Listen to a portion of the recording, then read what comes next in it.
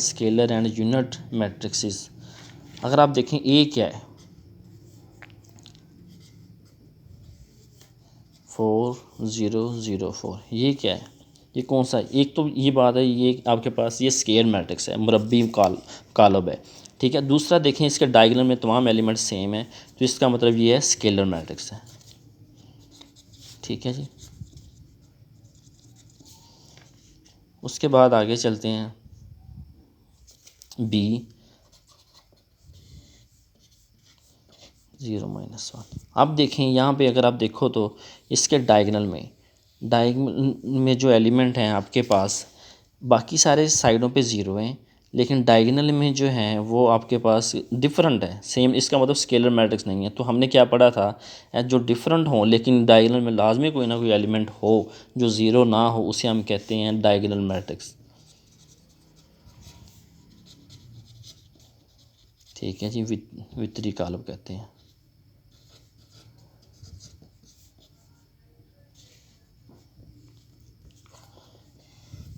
One zero zero, ये क्या, ये आपके पास आइडेंटिटी मैट्रिक्स है, ठीक है। डी क्या है, 3000, ये आपके पास देखें सारे एलिमेंट साइडों पे ज़ीरो हैं और बाकी यहाँ पे देखो कोई ना कोई एलिमेंट है। इसका मतलब ये आपके पास क्या है, ये भी डायगोनल मैट्रिक्स है।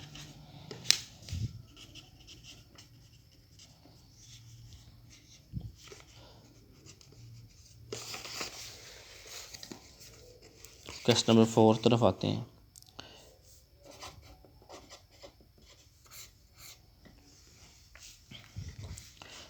सर इससे पहले देखें नेगेटिव मैट्रिक्स क्या होता है,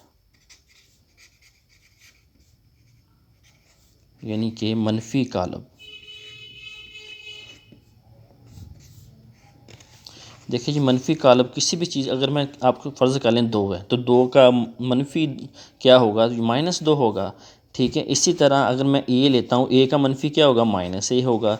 इसी तरह आपके पास कोई matrix A B C D है, तो इसका मैं मनफी अगर बनाना चाहता हूँ तो वो माइनस होगा, उसको सब माइनस का मल्टीप्लाई कर दें, बी सी डी, तो यहाँ भी देखें माइनस का मैंने लगा दी, यहाँ भी माइनस, तो ये इस एक मैट्रिक्स का -a जो है मनफी मैट्रिक्स बन गया, ठीक है।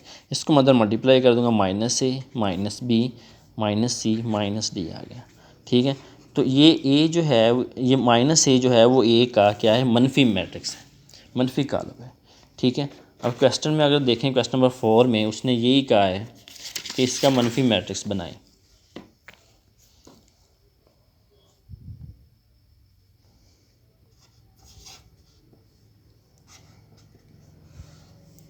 (1 - 1), तो इसका मनफी होगा माइनस के साथ इसको मल्टीप्लाई कर दें, आप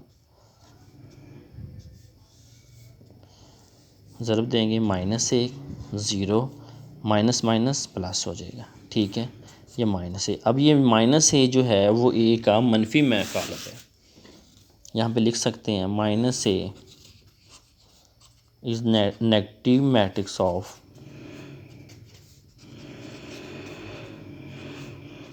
सोफे, कि -a जो है वो a का मनफी कालब है, ठीक है जी।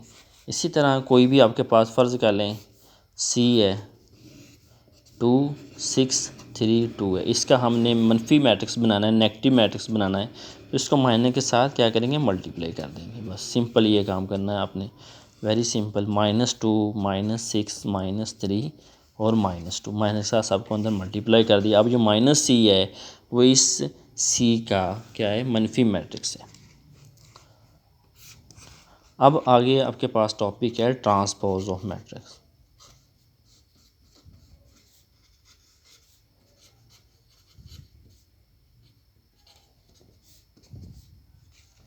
कालबों का ट्रांसपोज।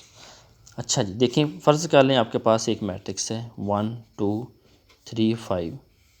अगर आपने ए का आपने ट्रांसपोज लेना है तो इसको हम ए टी, ऊपर पावर में टी लिखेंगे, इसे हम ए ट्रांसपोज से डिनोट करते हैं, और दोनों तरफ मैंने ट्रांसपोज ले लिया है, ठीक है जी। ऊपर टी, अभी ट्रांसपोज नहीं लिखा, अभी मैं सिर्फ ऊपर मैंने टी लगाया है।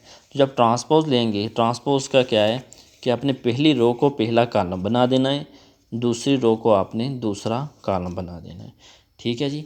पहली रो को आपने पहला कॉलम बना दिया, दूसरी रो को आपने दूसरा कॉलम बना दिया। ठीक है जी। अब और एग्जांपल इसकी लेते हैं ट्रांसपोज की।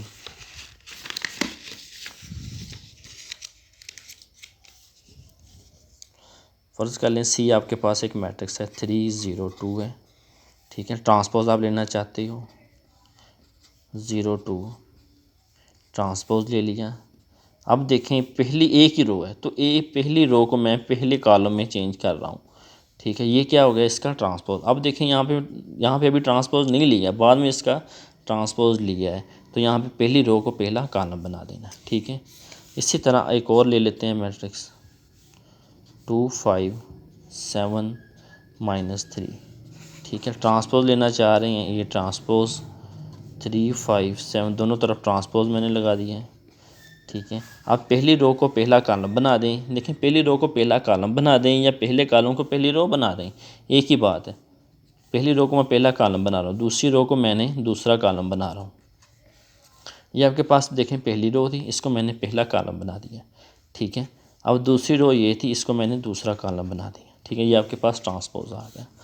इसी तरह आप इसका भी ट्रांसपोज ले सकते हैं। अगर बी एक मैट्रिक्स है,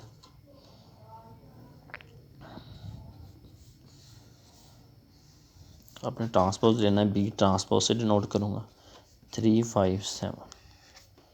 ठीक है, ये आपके पास ट्रांसपोज निकला है।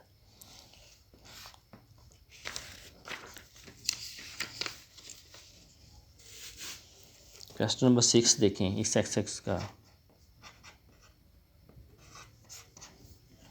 क्वेश्चन नंबर 6 में उसने ए दिया है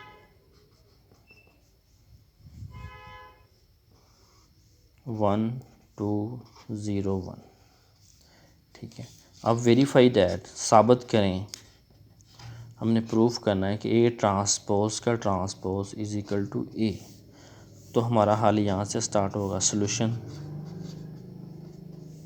ए दोबारा एक मरतबा लिख लें 1 2 0 1। ठीक है जी, अब यहाँ पे दोनों तरफ ट्रांसपोज ले लें। ट्रांसपोज लेंगे 1 2 0 1, यहाँ पे ट्रांसपोज आ गया। अब ट्रांसपोज ले लें, पहली रो को पहला कॉलम बना दें और दूसरी रो को दूसरा कॉलम बना देना। ठीक है, अब देखें यहाँ पे अगर आप देखो तो ए का ट्रांसपोज लेके उसका बाद में फिर ट्रांसपोज लेना है, तो इसका मतलब आपने ए ट्रांसपोज का दोबारा ट्रांसपोज ले लेना है, यानी कि ये वाला मैट्रिक्स 1 0 2 1 उसका भी आपने ट्रांसपोज ले लिया। ठीक है, अब इसका आपने दोबारा फिर पहली रो को पहला कॉलम बना दें 1 0, और इसको देखें पहली रो को मैंने पहला कॉलम बना दिया, दूसरी रो को दूसरा कॉलम बना दिया। ठीक है, तो अगर आप देखो तो ये वही मैट्रिक्स ऊपर वाला वो हमारा पहला मैट्रिक्स ए बन गया है। तो यहाँ पे ए हैंस प्रूव।